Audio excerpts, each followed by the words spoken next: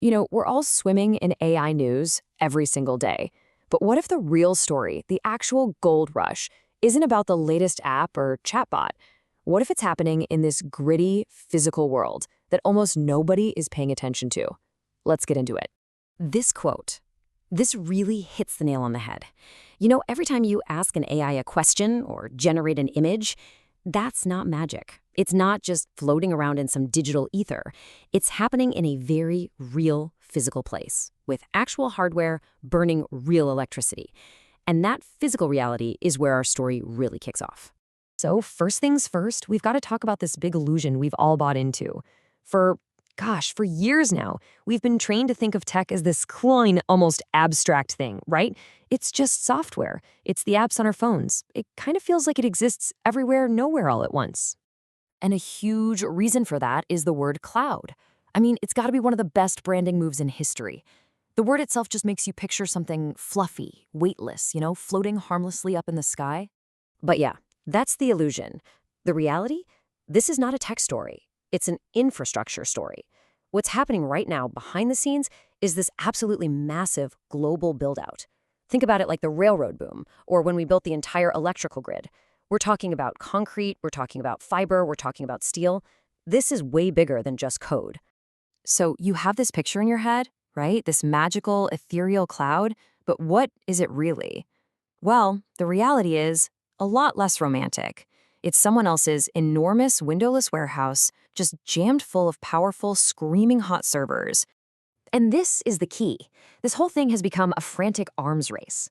I mean, Microsoft, Amazon, Google, they aren't building these data centers for fun. They're doing it because they have to. It's a matter of survival. Because in this new AI era, if you don't own the raw compute power, you're not even in the game. Okay, so if this is the new gold rush, you gotta ask, where's the real money being made? Well, just like the old gold rushes, it's not always in digging for gold. It's in selling the picks and shovels. So let's break down the 4 pillars, the 4 pick and shovel plays of this whole infrastructure boom. All right, pillar number 1, the chips. This is the bedrock of everything, the absolute foundation. You literally cannot have an AI revolution without these incredibly specialized processors. And let me tell you, the demand for them is it's off the charts. And in this world, right now, NVIDIA is pretty much the undisputed king. They didn't just show up to the race, they practically built the entire racetrack with their GPUs and their CUDA software platform. But it's not a one-horse race. AMD is right there, pushing hard to catch up. Intel's in the mix too. And now, the big cloud companies themselves, Google, Amazon, they're designing their own custom chips just to get any tiny advantage they can. Okay, so you've got your pile of super powerful chips. Awesome. Now, where are you going to put them? That brings us right to pillar number 2, the real estate. But this isn't just any real estate. These are the landlords for our entire digital world. This is the domain of data center REITs. That's real estate investment trusts. Think of companies like Equinix or Digital Realty. What they do is brilliant. They're basically landlords for the internet. And the genius of their business model is they don't have to bet on which AI model is going to win. It doesn't matter to them. They just lease out the secure space, the power, the connectivity, and the demand is just relentless. Now, there's a catch. Building one of these things is insanely slow and expensive, which of course gives the companies that are already in the game a huge head start. Okay, so we've got the chips, we've got the buildings to house them, but what's the one single resource that powers it all? The one thing that's quickly becoming the biggest bottleneck in this entire gold rush? It's power. Just one word. We're talking about an absolutely mind-boggling amount of electricity. To put this in perspective, a single large AI model being trained can use as much power as an entire city. Think about that. Suddenly, energy isn't just a cost on a spreadsheet anymore. It might just be the ultimate ceiling on how fast AI can grow. And what's wild is that this takes companies that we used to think of as boring, utilities, grid infrastructure companies, renewable energy providers, and it makes them critical gatekeepers. Seriously, if you control the power, you control the pace of this whole revolution. And all that power, well, it leads us directly to our 4th and final pillar. So you've got the chips, the buildings, and the electricity. But when you pump that much power through those tiny processors, you get one massive, unavoidable byproduct: a ridiculous amount of heat.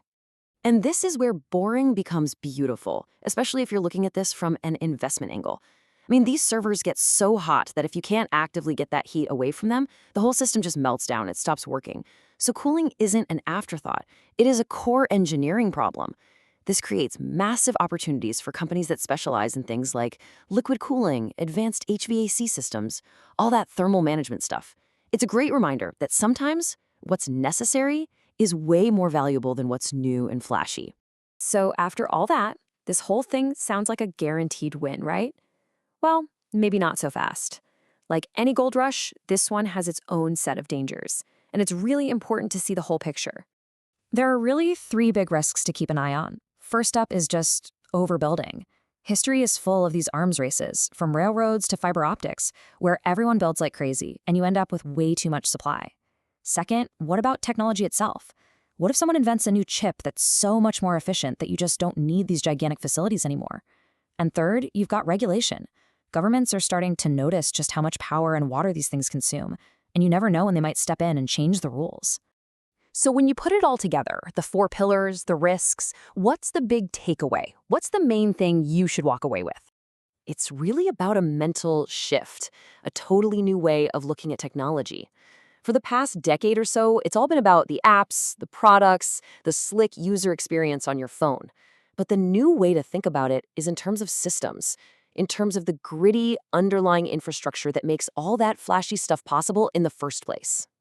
And I think this quote just sums it up perfectly. The apps are going to change. They always do. The hot AI tool of today could be totally forgotten in a year. But the infrastructure, the actual data centers, the power plants, the fiber networks, that stuff, that tends to stick around for a very, very long time.